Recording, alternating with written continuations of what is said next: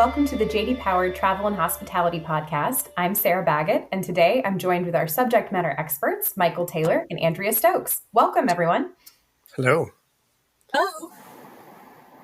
Well, we're so happy to have you both today. We have a ton of topics on the agenda, so let's dive right in. Mike, I want to start with you. We have an upcoming study published for Airline coming in May. Can you tell us a little bit about that? Sure. I can't reveal the winners or any of the rankings. So we'll talk about some of the changes that we've been doing across the board at JD Power. We basically have a new methodology that we've introduced to all studies on the what we call GBI or Global Business Intelligence part of the business. So we have some different kinds of variables this year. So the factors that we're looking at this year are the day of travel pre and post flight experience. That'd be one. The onboard experience, ease of travel with the airline, digital tools, the airline staff, that'd be the staff in the plane and at the gate, value for the price paid, and the level of trust with your airline that you flew. So some of the things that have come out, some of them were not that surprising, to tell you the truth. Again, we segment these things into first and business travelers, premium economy, and then economy, basic economy. So we have three categories. And the first and business, the highest impact factors were pretty much what we expected, what we've been seeing for the past few years, which is the onboard experience and the ease of travel, which are somewhat related. But the onboard experience definitely is the critical thing for pleasing first and business passengers. On the premium economy segment, that's the next cabin back in a 3-class airline. It's really the outstanding factor there is the ease of travel with the airline itself, followed closely by the onboard experience, and the airline staff itself. And then for that economy, basic economy, that person who's looking for basically a cheapest flight as they can get and go from A to B. It's really the ease of travel. It's just edging out the value for price paid. So ease of travel is kind of a common theme there across all three different cabin classes, and somewhat reflects the reality. I mean, we're running fewer aircraft than we did before. We have slightly higher load factors. That's the percentage of seats that are filled in the airline. And there's still some staffing issues that come in and out of play among airlines. And that ease of travel definitely gets impacted by those factors themselves. So, again, I can't reveal the rankings. I think there's probably one surprise winner, among the three categories. But again, the different model that we have is showing us that ease of travel is one of those common things that goes across classes and something that the airlines should think about. How can they make the whole experience easier? Now, they do think about how to make it seamless, how to use your digital tools. And as we drill down into those factors at the JD Power in the JD Power study, we do see what the importance is of various things, such as, the convenience of the boarding process, ease of understanding how boarding works, courtesy of the gate staff, usefulness of gate announcements, and things like visual seat classes that are boarding, which it was one of those big bugaboos for me, is it's sometimes very hard to pay attention to all the overhead announcements that go on in an airport. But if you can glance at a board and say, oh, my row is next, that certainly does reduce the stress of boarding itself. So there's some of the highlights of the process for the 2024 study, and it'll be released, as you mentioned, in early May. Mike, that's so interesting since a lot of times the pricing can be a little out of control. There's so many factors that go into that. It can't always be exactly what the customers want or even the airlines, but to know that you might be able to sort of mitigate that with ease of travel and help your satisfaction scores with that. It's really interesting to consider.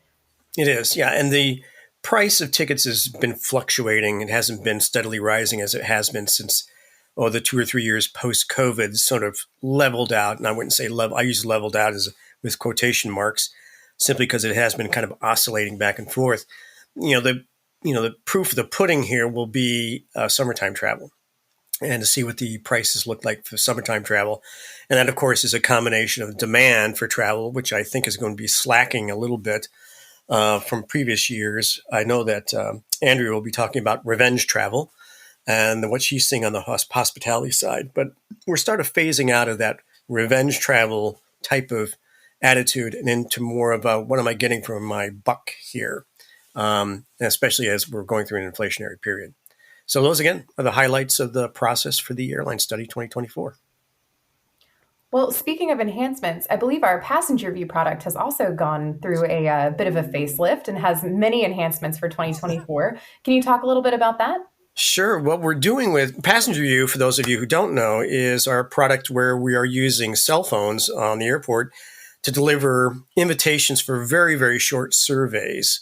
And we quite literally get millions of responses, several 100,000 in each of our airports that subscribe to this product. And we kind of have some things that we're going to be doing we call it Passenger View 2.0.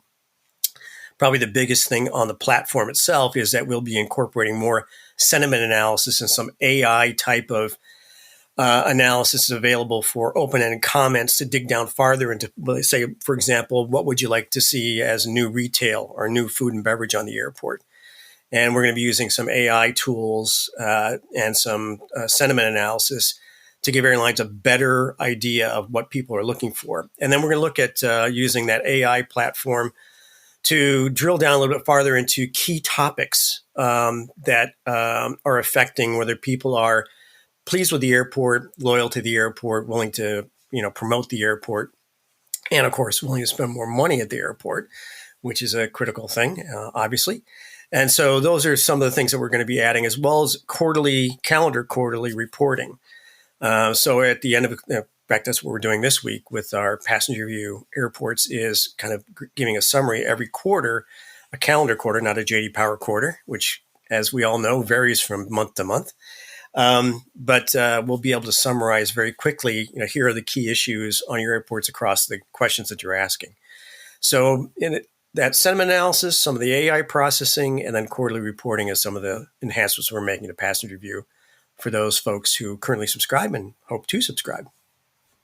That's really exciting. I just love how personalized you can make this. You can find out in real time people's opinions about what's going on at different gates. And that's really Yeah, invaluable. we can drill down into gates, airlines themselves, how people got to the airport, whether they visited the bathroom or not. We were just looking at that this morning with one of our bigger airports, and it turns out that 65% of the people use an airport bathroom. The other 35 don't. So they were rather shocked at that. They thought that was more like 90% of people use the airport bathroom, but it's only 65. And we can drill again down into differences, let's say, for male and female, whether people are connecting passengers or origination destination passengers, and how that affects their satisfaction not only with the bathroom, but with other things on the airport. So interesting. Well, that's exciting. Lots to look forward to. And those enhancements are rolled out currently, correct? They're Correct. available. If you're a current subscriber, they're going to be rolled out in probably the next month or two. That quarterly reporting is going on now, but we need to do set a few parameters for each of these AI type of things and the sentiment analysis. But those will be done in the next month or two. Very nice. Well, switching gears here just a little bit, we talked a little bit about revenge travel, and that is something that was a really hot topic, especially right after the pandemic sort of started winding down and people were excited to get out of the house. So, Andrea, my questions for you, are we still seeing revenge travel in the hospitality sector? And how are people acting differently now? Are they upgrading more, or are they taking more vacations? What are we seeing? Yeah, thanks, Sarah. Definitely, I want to say what we're hearing is for 2024, especially for the summer travel season, is I think some of the revenge travel seems to have, sort of worked its way out of the system in 2022 and 2023, meaning it's not going away altogether, but in 2024, not really as heavy as it was, especially last year. Not that the demand won't be there for just sort of your regular types of leisure travel during the summer, right? A lot of families travel during the summer because kids are out of school, and kind of all of the typical travel to the beaches and that kind of thing. I think obviously will still happen, but I think the general consensus is that some of the the travel and upgrading, kind of, you only live once, so book the best hotel that you can afford, and that kind of thing maybe is working itself out of the system.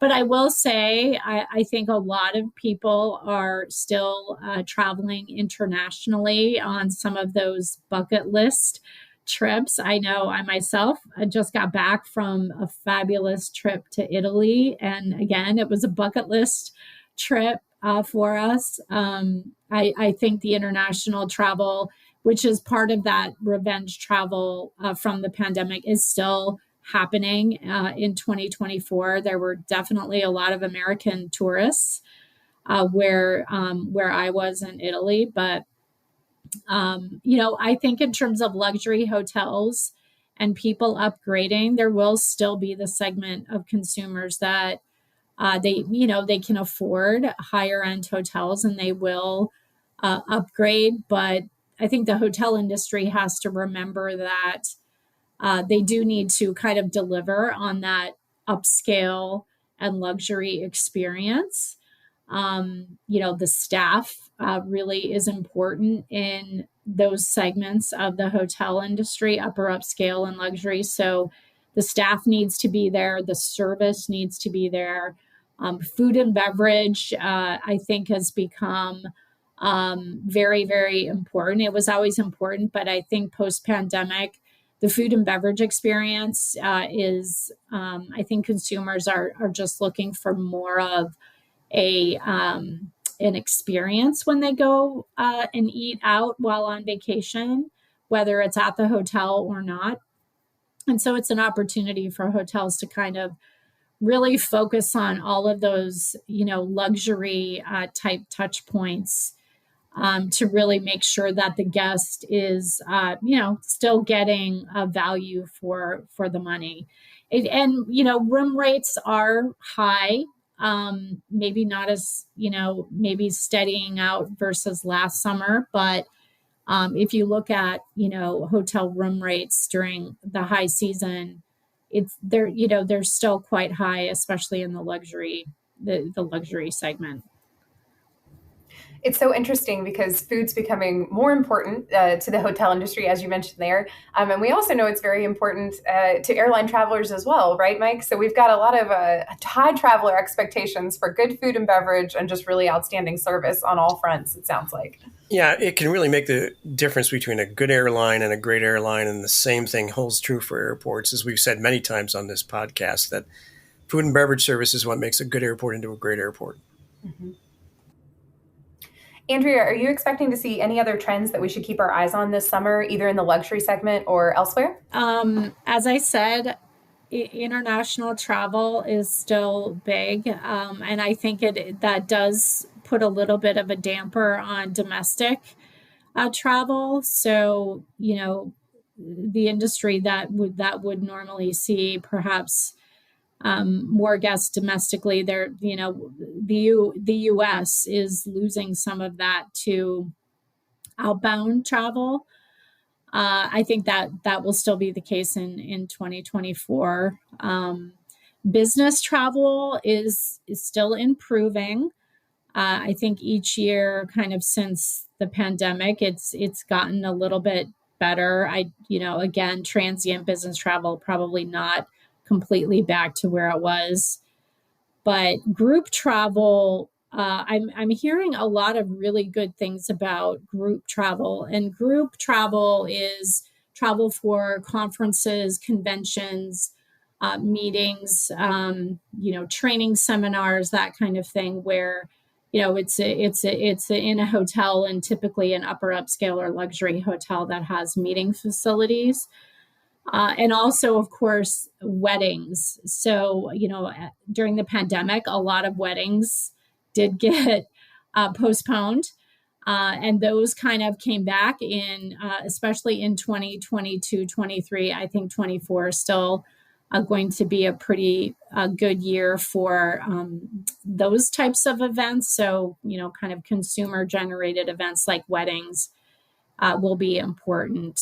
So it's good news. As we know, upper upscale and luxury hotels really do rely on revenue from meetings and events. So that's, again, good news for the industry in 2024. Definitely good news, and great to hear about some of the recovery the industry's seeing. Well, Mike, Andrea, thank you so much for joining us today. This has been a very enlightening conversation, and we look forward to seeing the airline results in May and sort of keeping our eyes on this summer travel and what happens in the hotel industry as well. Thank you all so much for joining us. This is the JD Power Travel and Hospitality Podcast, and we'll see you next month.